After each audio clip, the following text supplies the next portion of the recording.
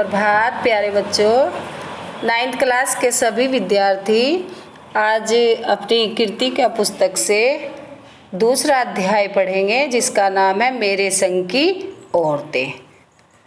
मेरे संग की औरतें के जो मतलब अध्याय के जो लेखिका है वह है मृदुला गर्ग। मृदुला गर्ग ने उस समय की जो औरतें होती थी उस तरह से अपनी नानी, दादी, माँ उन सबको लेकर बताया है कि उस समय में किस तरह नारियाँ अपने अस्तित्व को, अपनी पहचान को रखती थी। मेरी नानी और मेरी माँ किस तरह की औरतें थी, यही लेखिका यहाँ बता रही है। मेरी एक नानी थी, जाहिर है, पर मैंने उन्हें कभी देखा नहीं। मेरी माँ की शादी होने से पहले ही उनकी मृत्यु हो गई थी। शायद नानी से कहानी न सुन पाने के कारण बाद में हम 3 बहनों को खुद कहानियाँ कहनी पड़ी। नानी से कहानी भले न सुनी हो, नानी की कहानी ज़रूर सुनी और बहुत बाद में जाकर उसका असली मर्म समझा। क्या समझ में आया? पहले इतना ही जाना कि मेरी नानी पारंपरिक अनपढ़ पर्दानसी यानी पर्दे में रहने वाली औरतें थी, जिनके पति शादी के तुरंत बाद उन्हें छोड़कर बैरिस्टरी पढ़ने विलायत चले गए थे। कैम्ब्रिज विश्वविद्यालय से डिग्री लेकर जब वे लौटे और विलायती रीति रिवाज के संग जिंदगी बसर करने लगे तो नानी के अपने रहन सहन पर उसका क्या होता है, कोई असर नहीं पड़ा। न उन्होंने अपनी किसी इच्छा, आकांक्षा या पसंद नापसंद का इजहार पति पर कभी किया। आगे देखेंगे। पर जब कम उम्र में नानी ने खुद को मौत के करीब पाया तो 15 वर्षीय इकलौती बेटी मेरी माँ की शादी की फिक्र ने इतना डराया कि वे एकदम मुंहजोर हो उठी। मतलब पहले लेखिका की नानी अपने पति से कोई बात नहीं कहती थी और बाद में जब उन्होंने अपनी बेटी को कम उम्र में शादी करने के लिए देखा कि उनके पति उनकी बेटी की मतलब लेखिका की माँ की शादी कम उम्र में करते हैं तो उन्होंने अपनी आवाज़ को उठाया। नाना से उन्होंने कहा कि वे पर्दे का लिहाज छोड़कर उनके दोस्त स्वतंत्रता सेनानी प्यारे लाल शर्मा से मिलना चाहती है। सब दंग हैरान रह गए। जिस पर्दानसी औरत ने पराये मर्द से क्या खुद अपने मर्द से मुंह खोलकर बात नहीं की थी, आखिरी वक्त में अजनबी से क्या कहना चाह सकती है। पर नाना ने वक्त की कमी और मौके की नजाकत की लाज रखी, मतलब समय का ध्यान रखा कि अब उनका आखिरी वक्त है, मुझे ऐसा कर देना चाहिए। सवाल जवाब में वक्त बर्बाद करने के बजाय फौरन जाकर दोस्त को लिवा लाए और बीवी के हुजूर में पेश कर दिया। अब जो नानी ने कहा वह और भी हैरत अंगेज था। उन्होंने कहा, वचन दीजिए। किसे कहा? पति के दोस्त को, कि मेरी लड़की के लिए वर आप तय करेंगे। मेरे पति तो साहब हैं और मैं नहीं चाहती मेरी बेटी की शादी साहबों के फरमाबरदार से हो। मतलब जो साहबों का मतलब वो नहीं चाहती थी कि उनकी बेटी की शादी किसी नौकरी पैसे वाले से हो। आप अपनी तरह आज़ादी का सिपाही ढूंढकर उसकी शादी करवा दीजिएगा। कौन कह सकता था कि अपनी आज़ादी से पूरी तरह बेखबर उस औरत के मन में देश की आज़ादी के लिए ऐसा जुनून होगा। बाद में मेरी समझ में आया कि दरअसल में निजी जीवन में भी काफ़ी आज़ाद ख्याल की रही होंगी। ठीक है, उन्होंने नाना की ज़िंदगी में कोई दखल नहीं दिया, न उसमें साझेदारी की, पर अपनी ज़िंदगी को अपने ढंग से जीती जरूर रही। पारंपरिक घरेलू उबाऊ और खामोश ज़िंदगी जीने में आज के हिसाब से क्रांतिकारी चाहे कुछ न रहा हो, दूसरे की तरह जीने के लिए मजबूर न होने में असली आज़ादी कुछ ज़्यादा ही थी। आगे देखेंगे बेटा। खैर इस तरह मेरी माँ की शादी ऐसे पढ़े लिखे होनहार लड़के से हुई जिसे आज़ादी के आंदोलन में हिस्सा लेने के अपराध में ICS के इम्तिहान में बैठने से रोक दिया गया था और जिसकी जेब में पुश्तैनी पैसा धेला एक नहीं था। माँ बेचारी अपनी माँ और गांधी जी के सिद्धांतों के चक्कर में सादा जीवन जीने और ऊंचे ख्याल रखने में मजबूर हुई। हाल उनका यह था कि खादी की साड़ी उन्हें इतनी भारी लगती थी कि कमर चनका खा जाती। चनका बोलते कमर में झटका आ जाता। रात भर जाग कर वे उसे पहनने का अभ्यास करती, जिससे दिन में शर्मिंदगी न उठानी पड़े। वे कुछ ऐसी नाजुक थी कि उन्हें देखकर उनकी सास यानी मेरी दादी ने कहा था, हमारी बहू तो ऐसी है कि धोई पोंछी और छीके पर टांग दी। यानी मतलब उससे काम मत करवाया जाए। गनीमत यही थी कि किसी ने उन्हें छीके पर से उतारने की पेशकश नहीं की। मतलब लेखिका की माँ अपने ससुराल में जैसा करती थी सब उस पर हाँ रखते थे, कोई उसे तोड़ नहीं करता था। क्यों नहीं की? उसकी 2 वजह थी। पहली यही कि हिंदुस्तान के तमाम वासिंदों की तरह उनके ससुराल वाले भी साहबों से खासे अभिभूत थे और मेरे नाना पक्के साहब माने जाते थे। बस जात से वे हिंदुस्तानी थे। बाकी चेहरे मोहरे रंग ढंग पढ़ाई लिखाई सब में अंग्रेज थे। मज़े की बात यह थी कि हमारे देश में आज़ादी की जंग लड़ने वाले ही अंग्रेज़ों के सबसे बड़े प्रशंसक थे। गांधी नेहरू हो या मेरे पिताजी के घर वाले, भले लड़का आज़ादी की लड़ाई लड़ते जेब खाली और शोहरत सिर करता रहे, दबदबा उसके साहबी ससुर का ही था। एक आन बान शान वाले साहब ने उनके सिर फिरे लड़के को अपनी नाजुक जान लड़की सौंपी, उससे रोमांचक क्या कोई परिकथा होती। नानी की सनक भरी आखिरी ख्वाहिश और नाना की रजामंदी वे रोमांचक उपकथाएं थी जो कहानी का तिलिस्म को और गाढ़ा बना चुकी थी, उस कहानी को और मजबूत कर चुकी थी। दूसरी वजह माँ की अपनी शख्सियत थी।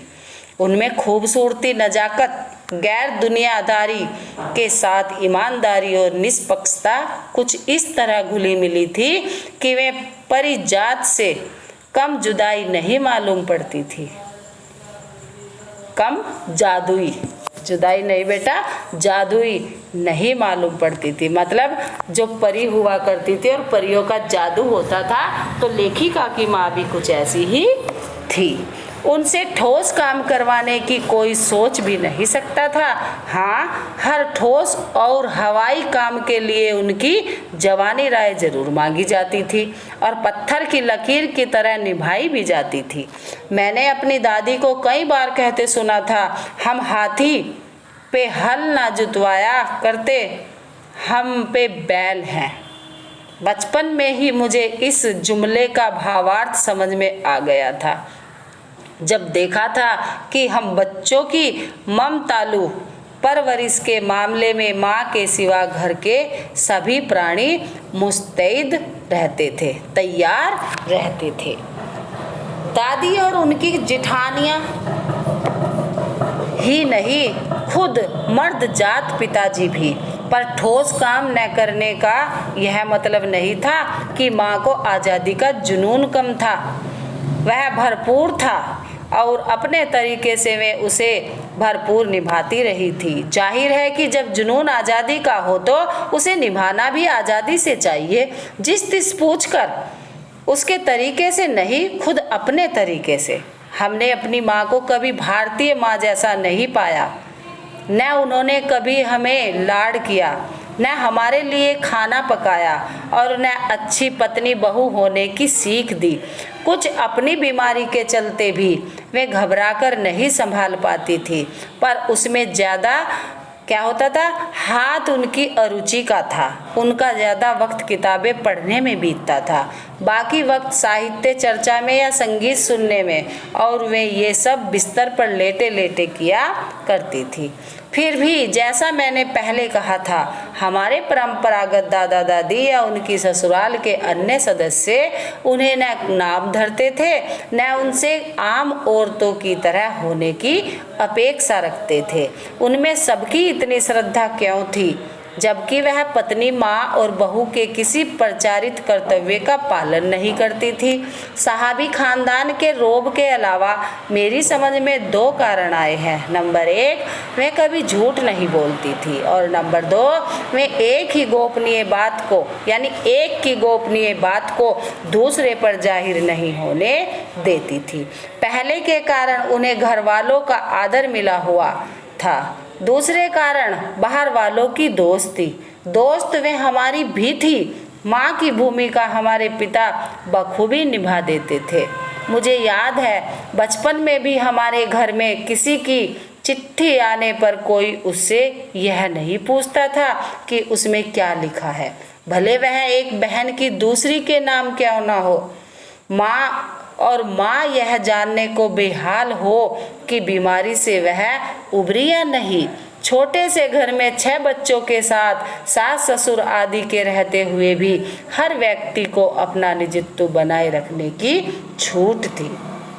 इस निजत्व बनाए रखने की छूट का फायदा उठाकर हम 3 बहनें और छोटा भाई लेखन के हवाले हो गए। लीक से खिसके अपने पूर्वजों में माँ और नानी ही रही होती तो गनीमत रहती, पर अपनी एक परदादी भी थी जिन्हें कतार से बाहर चलने का शौक था। उन्होंने व्रत ले रखा था कि अगर खुदा के फजल से उनके पास कभी 2 से ज़्यादा धोतियाँ हो जाएंगी तो वे तीसरी दान कर देंगे। जैन समाज में अब अपरिग्रह की सनक बिरादरी बाहर हरकत नहीं मानी जाती, मतलब दूसरे के लिए। इसीलिए वहाँ तक तो ठीक ही था, पर उनका असली जलवा तब देखने को मिला जब मेरी माँ पहली बार गर्भवती हुई। मेरी परदादी ने मंदिर में जाकर मन्नत मांगी कि उनकी पतोहू का पहला बच्चा लड़की हो। यह गैर रवायती मन्नत मांगकर ही उन्हें चैन नहीं पड़ा। उसे भगवान और अपने बीच पोशीदा रखने के बजाय सरेआम उसका ऐलान कर दिया। लोगों के मुंह खुले के खुले रह गए। उनके फितूर की कोई वाजिब वजह ढूंढे न मिली। यह भी नहीं कह सकते थे कि खानदान में पुश्तों से कन्या पैदा नहीं हुई थी।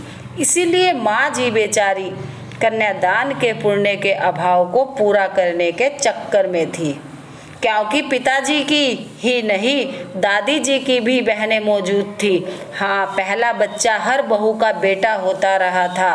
खैर, माँ जी ने अपनी तरफ से कोई सफाई नहीं दी, बल्कि बददस्तूर जैसा दस्तूर था मंदिर जाकर मन्नत दुहाड़ती रही। लगातार मंदिर जाती रही और मन्नत को दुहाड़ती रही। पूरा नकुड़ गांव जानता था कि माँ जी का भगवान के साथ सीधा सीधा तार जुड़ा हुआ है। बेतार का तार, इधर वह तार खींचती, उधर टन से तथास्तु बजता। मेरी दादी तो पहली मर्तबा में ही तैयार हो गई थी कि गोद में खेलेगी तो पोती।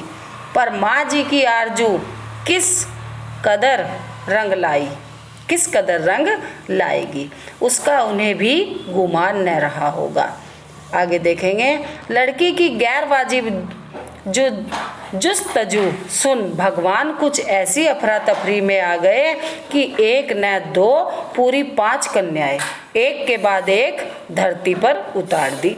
भगवान को क्या कहे, माँ जी के सामने तो नामी चोर भी अफरा तफरी में आ जाते थे। माँ जी और नामी चोर का किस्सा होश संभालने के बाद मैंने कई बार सुना था। चोर के दीदार की खुशनसीबी भी हाथ आई थी। हुआ यूं था कि किसी शादी के सिलसिले में नकुड़ की हवेली में के तमाम मर्द बारात में दूसरे गांव गए हुए थे। औरतें सज धज कर रत जगह मना रही थी। नाच गाने और ढोलक की थाप के शोर में नामी चोर कब सेंध लगाकर हवेली में घुस गया, किसी को खबर न हुई। पर चोर था बदकिस्मत, जिस कमरे में घुसा उसमें माजी सोई हुई थी। औरतों के शोर से बचने को वह अपना कमरा छोड़ दूसरे में जा सोई थी। चोर बेचारा तमाम जुग राफिया दिमाग में बिठला कर उतरा था। उसे क्या पता था कि इतनी बड़ी बूढ़ी पुरखिन जगह बदल लेगी। खैर, बुढ़ापे की नींद ठहरी। चोर के दबे पांव की आहट से ही खुल गई। कौन? माजी ने इत्मीनान से पूछा, धैर्य से पूछा। जी मैं, चोर ने युगों से चला आ रहा पारंपरिक असंगत जवाब दिया। पानी पिला? माजी ने कहा। जी मैं, चोर झिझक कर रह गया।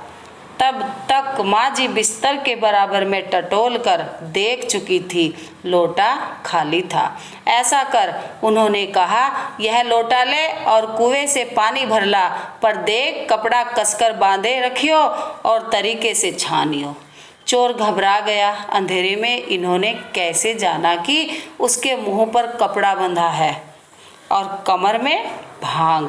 भगवान से उनका तार जुड़े होने की खबर उसे थी, पर बुढ़िया भांग भी छानती होगी, एकदम यकीन न हुआ।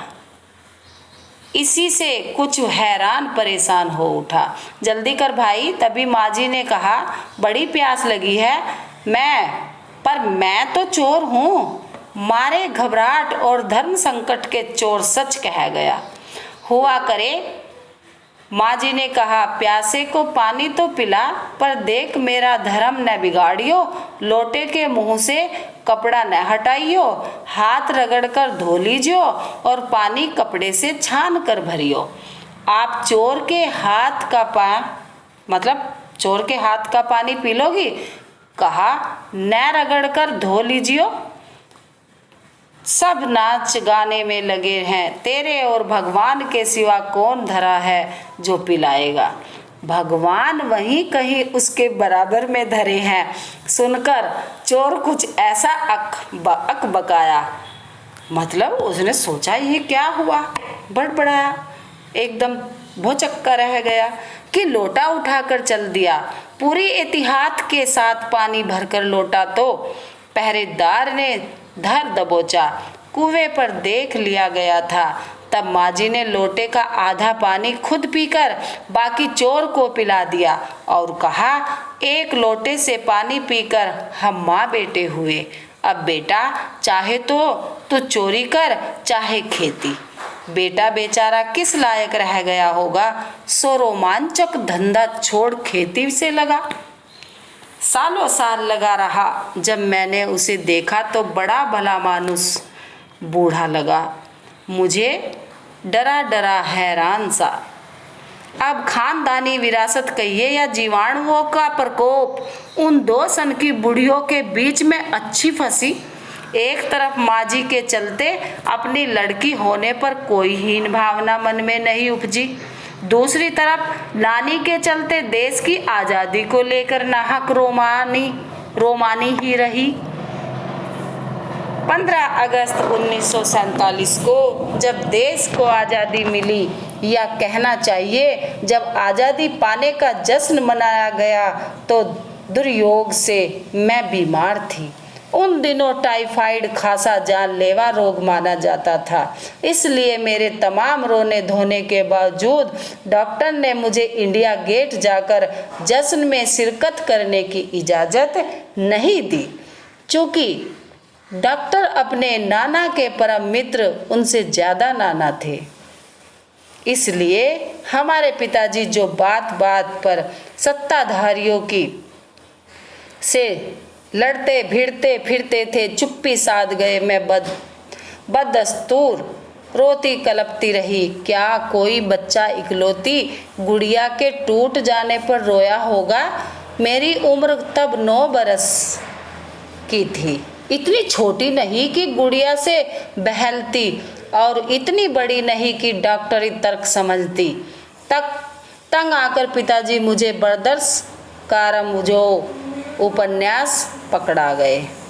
किताबें पढ़ने का मुझे मिराग था, मतलब बड़ा शौक था। जब कुछ देर बाद मैंने देखा कि पिताजी को छोड़कर घर के बाकी सब प्राणी पलायन कर चुके थे और पिताजी दूसरे कमरे में बैठे अपनी किताब पढ़ रहे थे, तो रोना धोना छोड़कर मैंने भी किताब खोल ली। एक बार शुरू कर लेने पर उसने मुझे इतनी मोहलत नहीं दी कि दोबारा रोना शुरू करूं या कोई और काम पकड़ूं। उस वक्त बर्दर्स काराम जो मुझे देने में क्या तुक थी, तब मेरी समझ में नहीं आया। किताब कितनी समझ में आई वह अब तक नहीं जानती, क्योंकि उसके बाद इतनी बार पढ़ी कि सारे पाठ आपस में गम हो गए।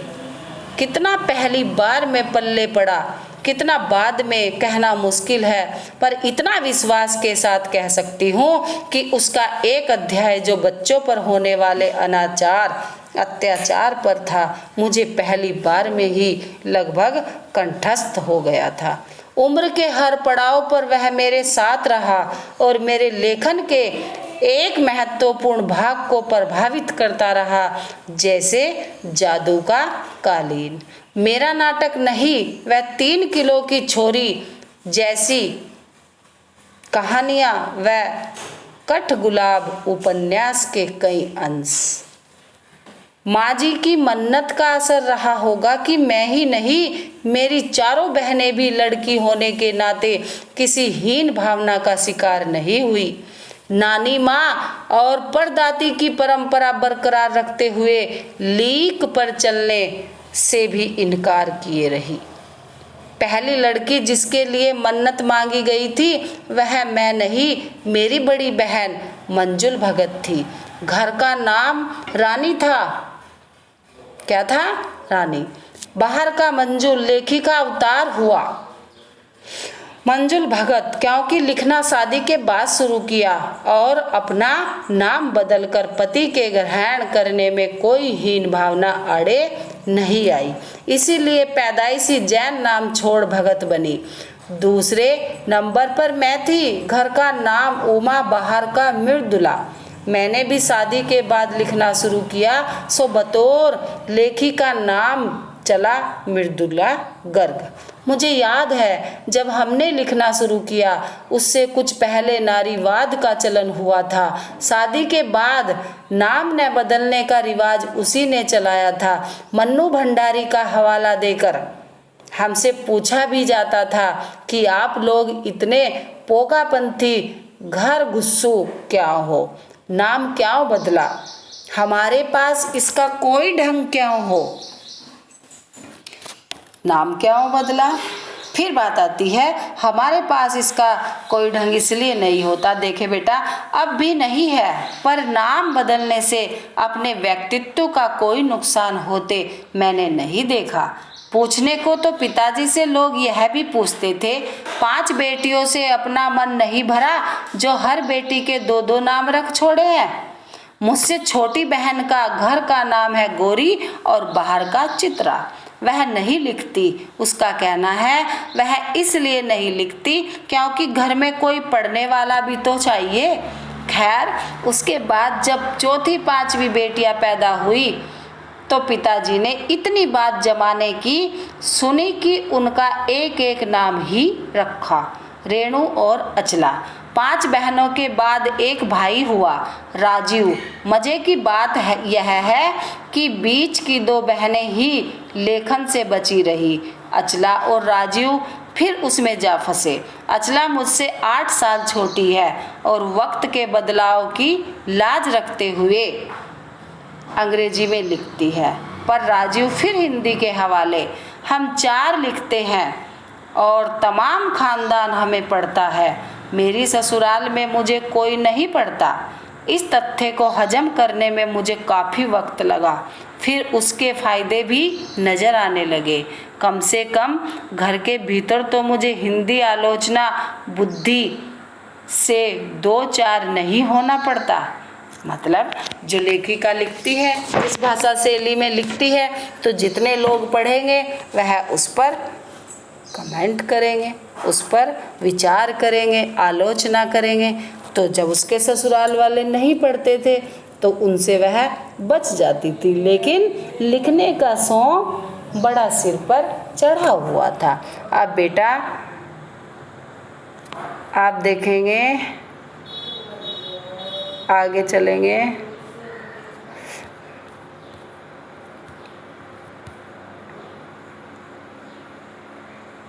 सुने बेटा, फिर खैर मैं अपनी नहीं उन अदेवियों की बात कहना चाहती हूँ जो परदादी की मन्नत के नतीज तन धरती पर आई और लेखक नहीं बनी। जो बनी उन्हें सांस लेने की ज़रूरत नहीं, कुछ ज़रूरत कुछ ज़्यादा हो। समझ में आता है जैसा मेरे पिताजी ने एक बार मंजुल से कहा था, कोई दम नहीं घुटता, सांस लेने की ज़रूरत ही ज़्यादा है। पर यहाँ तो हम शेर तो गैर लेखिका बहने सवा शेर। चौथे नंबर वाली रेणु का आलम यह था कि गर्मी की दोपहरी में स्कूल से वापसी पर जब गाड़ी उसे और उससे छोटी बहन अचला को बस ले आती तो रेणु उसमें बैठने से इनकार कर देती। उसका कहना था कि यूँ थोड़ा सा रास्ता गाड़ी में बैठकर तय करना सामंतशाही का प्रतीक था, जो शायद था, पर साथ ही पिता के अतिरिक्त लाड़ का भी, और रसोइये को खाना खिलाकर जल्दी फारिग करना, मतलब निपटा देना, करने की लाचारी का भी। माँ तो सब चीज़ों से उदासीन रहती थी, पर पिता काफ़ी कुड़ते भुनते जब देखते कि अचला गाड़ी में बैठी चली आ रही है और रेणु पीछे पीछे पसीने में तरबतर खरामा। बचपन में एक बार चुनौती दिए जाने पर उसने जनरल थमैया को पत्र लिखकर उनका चित्र मंगवा लिया था, जो एक मोटरसाइकिल सवार जवान आकर उसके हाथ में दे गया था। पड़ोस में उसका रुतबा काफ़ी बढ़ गया था। गाड़ी में बैठने के साथ उसे इम्तिहान देने से भी परहेज था। स्कूल तो जैसे तैसे पास कर लिया, पर जब बीए का इम्तिहान देने की बारी आई तो वह अड़ गई। पहले मुझे समझाओ कि बीए करना क्यों ज़रूरी है, तब मैं इम्तिहान दूंगी। अगर मुझे यकीन आ गया कि हाँ कोई फ़ायदा है, वरना नहीं। हमने तरह तरह के तर्क दिए। माँ ने कहा पिताजी से पूछो। पिताजी ने कहा नौकरी कर पाओगी, शादी कर पाओगी, लोग इज्जत से देखेंगे, वगैरह वगैरह। कोई तर्क विश्वसनीय नहीं लगा, न रेणु को न खुद उन्हें। आखिर उन्होंने उसी कुतर्क का सहारा लिया जो युगों से माँ बाप के काम आता रहा है। कहा बीए करो, क्योंकि मैं कह रहा हूँ करो। रेणु ने बीए कर तो लिया, पर सिर्फ पिता की खुशी के लिए, यानी पास होने लायक नंबर लाकर। सच बोलने में वह माँ से भी 2 कदम आगे है। गनीमत यह है कि आधा समय उसके सच सुनकर लोग सोचते हैं वह मजाक कर रही होगी, इसलिए बिना मेहनत वह लोगों को हंसाए रख लेती है। आज भी उसे कोई इत्र भेंट करता है तो वह कहती है नहीं चाहिए, मैं तो नहाती हूँ। 3 नंबर पर चित्रा है। वह कॉलेज पढ़ने तो जाती थी, पर खुद पढ़ने से ज़्यादा दिलचस्पी औरों को पढ़ाने में रखती थी। इसीलिए इम्तिहान में उसके अंक कम और उसके शागिर्दों के ज़्यादा आते थे। पर अपने यहाँ सब चलता था। उसकी शादी का वक्त आया तो उसने एक नज़र में लड़का पसंद करके ऐलान कर दिया कि शादी करूँगी तो उसी से। मुश्किल यह थी कि हमारे माँ बाप ही नहीं, खुद लड़का भी उसके निर्णय से वाकिफ नहीं था। पर उसका कहना था वह जो सोच लेती है करके रहती है, तो उसकी शादी उसी लड़के से हुई। कोई मुश्किल पेश नहीं आई। आती क्यों? उसने कहा मैंने पहली मुलाकात में ही उसे बतला दिया था कि मैं जो सोच लेती हूँ होकर रहता है। तो उसने बात आगे खींची ही नहीं, पहली मुलाकात में ही हथियार डाल दिए। हमसे सबसे छोटी बहन अचला काफ़ी दिनों तक कुछ कम खिसकी मालूम पड़ती रही। पिता का कहा मानकर पहले अर्थशास्त्र से किया, फिर पत्रकारिता में दाखिला लिया, ढंग से पढ़ाई की, पास हुई, फिर पिता की पसंद से शादी भी कर ली, पर उसके आगे लीक पर नहीं चल पाई। घर बार में मन ज़्यादा रुचा नहीं और मंजुल और मेरी तरह उम्र के 30 बरस पार करते ही लिखने का रोग लगा लिया। एक बात हम में एक सी रही, घर बार को परंपरागत तरीके से हमने भले न चलाया हो, उसे तोड़ा भी नहीं। शादी एक बार की और उसे कायम रखा, चाहे तलाक के कगार पर खड़ी चली हो, पर कगार तोड़ डूबी नहीं। शायद इसलिए कि जैसा मैंने अपने पहले उपन्यास में लिख डाला था, हम सभी विश्वास करती रही होंगी कि मर्द बदलने से कोई प्रयोजन सिद्ध नहीं होता। घर के भीतर रहते हुए भी अपनी मर्जी से जी लो तो काफ़ी है। शादी के बाद मैं बिहार के ऐसे छोटे कस्बे डालमिया नगर में रही, जहां मर्द औरतें चाहे पति पत्नी क्यों ना हो, पिक्चर देखने भी जाते तो अलग अलग दड़बों में बैठते। मैं दिल्ली से कॉलेज की नौकरी छोड़कर वहां पहुंची थी और नाटकों में अभिनय करने की शौकीन रही थी। मैंने उनके चलन से हार नहीं मानी। साल भर के भीतर उन्हीं शादीशुदा औरतों को पराए मर्दों के साथ नाटक करने के लिए मना लिया। अगले 4 साल तक हमने कई नाटक किए। अकाल राहत कोष के लिए उन्हीं के माध्यम से पैसा भी इकट्ठा किया। वहां से निकली तो कर्नाटक के और भी छोटे कस्बे बागलकोट में पहुंच गई। तब तक मेरे 2 बच्चे हो चुके थे जो स्कूल जाने लायक उम्र पर पहुंच रहे थे, पर वहां कोई ढंग का स्कूल नहीं था। लोगों की राय पर मैंने पास के कैथोलिक बिशप से दरख्वास्त की कि उनका मिशन वहां के सीमेंट कारखाने की आर्थिक मदद से हमारे कस्बे में एक प्राइमरी स्कूल खोल दे। पहले उन्होंने कहा, चूंकि उस प्रदेश में क्रिश्चियन जनसंख्या कम थी, इसलिए वहां स्कूल खोलने में असमर्थ थे। मैंने गैर क्रिश्चियन बच्चों को भी शिक्षा पाने के लायक सिद्ध करते हुए अपना इसरार जारी रखा, मतलब जो अपना प्लान था वह जारी रखा। तब उन्होंने कहा, हम कोशिश कर सकते हैं, बशर्ते आप हमें यकीन दिलाएं कि वह स्कूल अगले 100 वर्षों तक चलता रहेगा। मुझे गुस्सा आ गया। मैंने कहा, स्कूल की छोड़िए, किसी के भी बारे में यकीन नहीं दिलाया जा सकता कि वह अगले 100 बरस तक चलेगा। वे भी गुस्सा खा गए। बोले, खुदा का लाख शुक्र है, बच्चों के न पढ़ पाने की समस्या आपकी है, मेरी नहीं।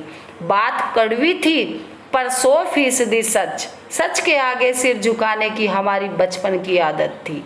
सो मैंने तय किया कि मैं खुद अंग्रेजी, हिंदी, कन्नड़ 3 भाषाएं पढ़ाने वाला प्राइमरी स्कूल वहां खोलूंगी और कर्नाटक सरकार से उसे मान्यता भी दिलवाऊंगी। वहां के अनेक मेहनती और खिसके लोगों की मदद से यह व्रत पूरा हुआ। मेरे बच्चे तथा अन्य अफसरों के बच्चे उसी स्कूल में पढ़े। बाद में अलग अलग शहरों के अलग अलग ख्यात स्कूलों में दाखिला भी पा लिया। ऐसे अनेक मौके आए जब मैंने अपने जिद्दीपन के नमूने पेश किए, पर सबसे ज़्यादा उसने मंच पाया मेरे लेखन में, जो शुरू से अब तक लीक से खिसका अपनी राह खुद तलाशता रहा है। पर जब कुछ कर लेने पर भी मैं अपनी छोटी बहन रेणु के मुकाबिल नहीं पहुंच सकती। 1950 के अंतिम दौर में एक रात दिल्ली में एक साथ 9 इंच बारिश हो गई। दिल्ली की खासियत यह रही है कि थोड़ा पानी बरसते ही वहां के नाले पर नालों में बाढ़ आ जाती है, पुलों के नीचे पानी भर जाता है और तमाम यातायात ठप हो जाते हैं। इस कयामती बारिश के बाद तो सरकारी दफ्तरों के पहले तल्लों से फाइलें पानी में तैर आई थी। अगली सुबह किसी तरह का कोई वाहन सड़क पर नहीं निकला था। जाहिर है कि रेणु के स्कूल की बस भी उसे लेने नहीं आई। रेणु ने कहा, कोई बात नहीं, मैं पैदल चली जाऊंगी। सबने समझाया, स्कूल बंद होगा, मत जाओ। उसने कहा, आपको कैसे पता? इस सवाल का माकूल मतलब उत्तर पूछा है। जवाब किसी के पास नहीं था। हमारे यहाँ फोन जरूर लगा हुआ था, स्कूल में भी रहा होगा, पर बारिश के चलते वह ठप पड़ा हुआ था। तो रेणु अकेली पैदल स्कूल चल दी। गनीमत यह थी कि बारिश एक मुश्त बरस लेने के बाद थम गई थी। सड़कों पर पानी था, पर और बरस नहीं रहा था। तो रेणु 2 मील पैदल चलकर स्कूल पहुंची। जैसा हमने कहा था, वह बंद था। चौकीदार रेणु को देख दंग रह गया, पर रेणु को कोई मलाल नहीं था। वह वापस 2 मील चलकर घर पहुंच गई। सबने कहा, हमने पहले ही कहा था। उसने कहा, स्कूल बंद था तो मैं वापस आ गई। इससे आपका कहना कहाँ से आ गया? सोचती हूँ कैसे रोमांच का अनुभव हुआ होगा उसे उस दिन। जगह जगह पानी से लबलब करते सुनसान शहर में निचाट अकेले अपनी धुन में मंजिल की तरफ चलते चले जाना। सच अकेलेपन का मजा ही कुछ और है। तो बेटा, ये लेसन में बताया गया है कि हमारी आज़ादी किस तरह से हमारे कार्य को प्रधानता देती है, अस्तित्व देती है। अब आप इसके प्रश्न उत्तर देखेंगे। लेखिका ने अपनी नानी को कभी देखा भी नहीं, फिर भी उनके व्यक्तित्व से वे क्यों प्रभावित थी? उत्तर है, लेखिका ने अपनी नानी को कभी देखा भी नहीं था, किंतु उनके बारे में सुना अवश्य था। उसने सुना था कि उसकी नानी ने अपने जीवन के अंतिम दिनों में प्रसिद्ध क्रांतिकारी प्यारेलाल शर्मा से भेंट की थी। उस भेंट में उन्होंने यह इच्छा प्रकट की थी कि वे अपनी बेटी की शादी किसी क्रांतिकारी से करवाना चाहती हैं, अंग्रेजों के किसी भक्त से नहीं। उनकी इस इच्छा में देश की स्वतंत्रता के पवित्र भावना मालूम पड़ती थी। यह भावना बहुत सच्ची थी, इसमें साहस था। जीवन भर पर्दे में रहकर भी उन्होंने किसी पर पुण्य से मिलने की हिम्मत, किसी पुरुष से मिलने की हिम्मत नहीं की। बाद में की हिम्मत अपने आखिरी वक्त में। इससे उनके साहसी व्यक्तित्व और मन में सुलगती हुई स्वतंत्रता की भावना का पता चला। लेखिका इन्हीं गुणों के कारण अपनी नानी के व्यक्तित्व से प्रभावित थी तथा उनका सम्मान करती थी, आदर करती थी। प्रश्न नंबर 2, लेखिका की नानी आज़ादी के आंदोलन में किस प्रकार की भागीदारी रही?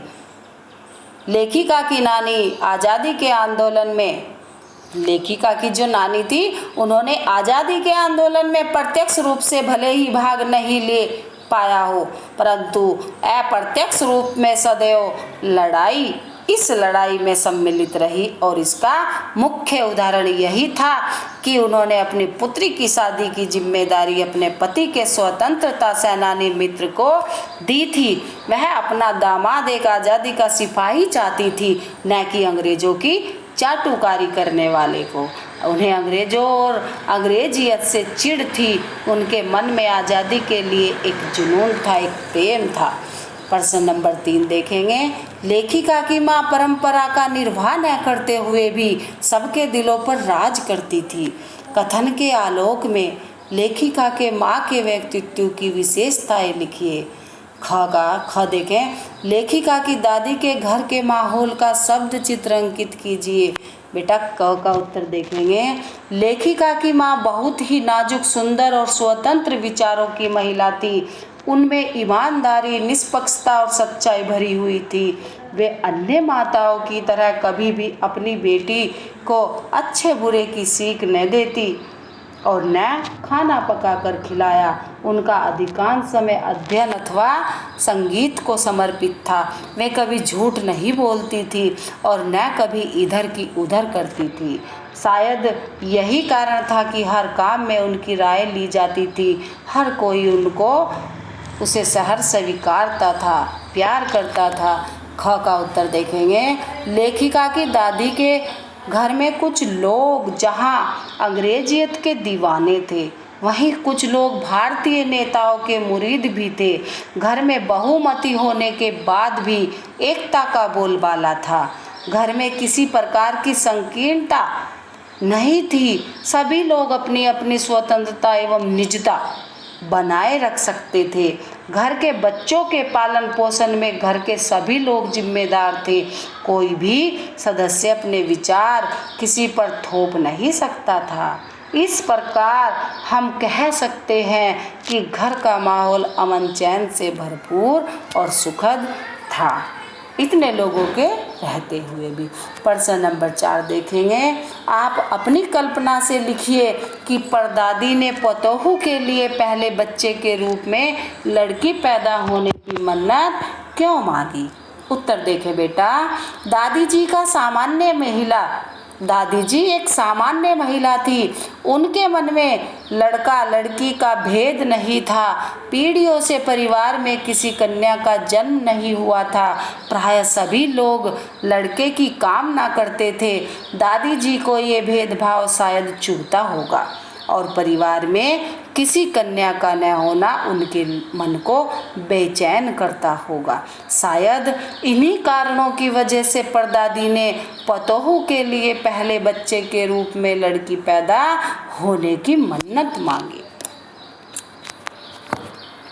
प्रश्न नंबर 5 देखेंगे बच्चों, डराने धमकाने उपदेश देने या दबाव डालने की जगह सहजता से किसी को भी सही राह पर लाया जा सकता है। पाठ के आधार पर तर्क सहित उत्तर दीजिए। उत्तर देखें, इस पाठ से स्पष्ट है कि मनुष्य के पास सबसे प्रभावी अस्त्र है अपना दृढ़ विश्वास और सहज व्यवहार। यदि कोई सगा संबंधी गलत राह पर हो तो उसे डराने धमकाने उपदेश देने या दबाव डालने की जगह सहजता से व्यवहार करना चाहिए। लेखिका की नानी ने भी यही किया। उन्होंने अपने पति की अंग्रेज भक्ति का न तो मुखर विरोध किया न समर्थन किया। वे जीवन भर अपने आदर्शों पर टिकी रही। परिणाम स्वरूप अवसर आने पर वह मनवांछित कार्य कर सकी। लेखिका के माता ने चोर के साथ जो व्यवहार किया वह तो सहजता का अनोखा उदाहरण है। उसने न तो चोर को पकड़ा न पिटवाया, बल्कि उससे सेवा ली और अपना पुत्र बना लिया। उसके पकड़े जाने पर उसने उसे उपदेश भी नहीं दिया। उसने इतना ही कहा कि क्या कहा बच्चों, अब तुम्हारी मर्जी, चाहे चोरी करो या खेती। उसकी इस सहज भावना से चोर का हृदय परिवर्तित हो गया, बदल गया। उसने सदा के लिए चोरी छोड़ दी और खेती को अपना लिया। प्रश्न नंबर 6 देखें बेटा, बड़ा अच्छा प्रश्न है। शिक्षा बच्चों का जन्म सिद्ध अधिकार है। इस दिशा में लेखिका के प्रयासों का उल्लेख कीजिए।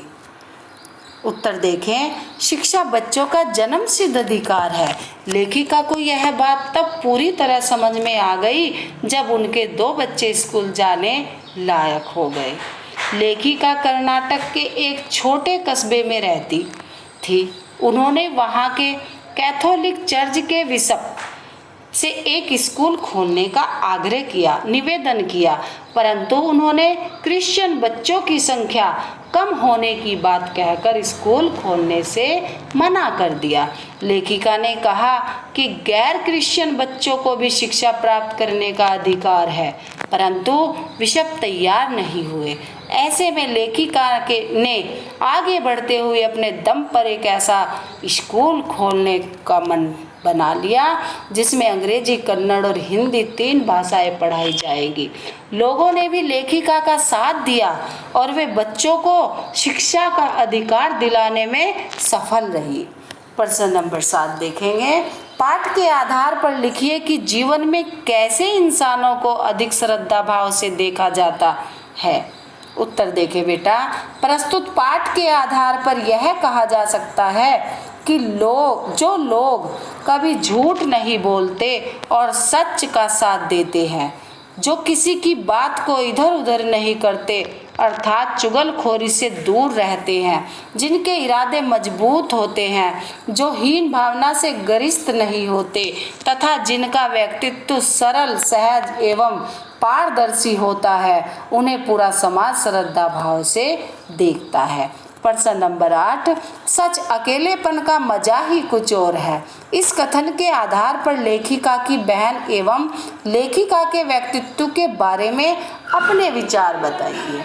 उत्तर देके बेटा, लेखिका व उनकी बहन एकांत प्रिय स्वभाव की थी। लेखिका वह उनकी बहन के व्यक्तित्व का सबसे खूबसूरत पहलू था। वे दोनों ही जिद्दी स्वभाव की थी, परंतु इस जिद में से वे हमेशा सही कार्य को ही अंजाम दिया करती थी। लेखिका की जिद ने ही कर्नाटक में स्कूल खोलने के लिए प्रेरित किया था। वे दोनों स्वतंत्र विचारों वाले व्यक्तित्व की स्वामिनी थी और इसी कारण जीवन में अपने उद्देश्यों को पाने में सदा आगे रही। प्यारे बच्चों, इस अध्याय का कार्य भी आपको पूरा करवा दिया गया है। आप अच्छी तरह से अपनी नोटबुक पर इसको करेंगे। जहाँ पर आपको कोई गलती लगे उसे आप पूछ भी सकते हैं। धन्यवाद।